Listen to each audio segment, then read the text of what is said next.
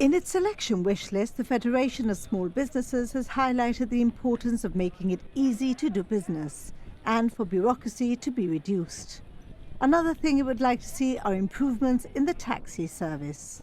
It's been a bugbear in the private sector for many, many years.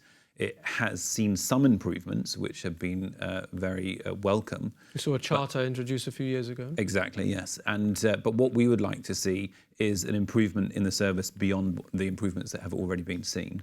It is very often when a new or potential business person arrives in Gibraltar and is assessing what sort of place he's coming to do business in, one of the first experiences they have is the taxi. We think that service is not what it should be, and there's room for improvement. There's room for an increase in the amount of taxis in Gibraltar.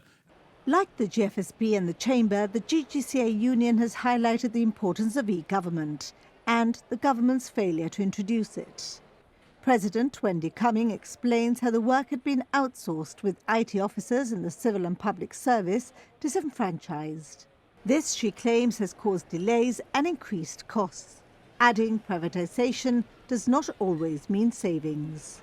I take reassurance from the fact that there was a government commitment that the civil service complement would remain the same as of 2011 and that they wouldn't reduce that number. And to be honest, I've been quite happy that the administrative assistant recruitment process has come out today. But one of the things that I would be looking towards from the government, one of the items on my wish list would be that the process run through to completion and not be suspended like it was in 2015.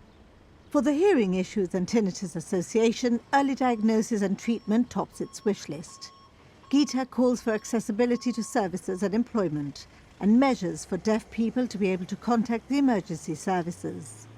The association's Edgar Triay also calls for funds to be made available to make Gibraltar more deaf-friendly. At the moment, the government does provide a BSL interpreting service both in the hospital and in all government departments.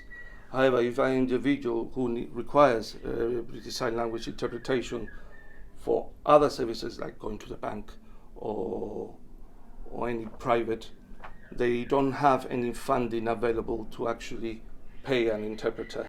The parties are expected to publish their manifestos next week.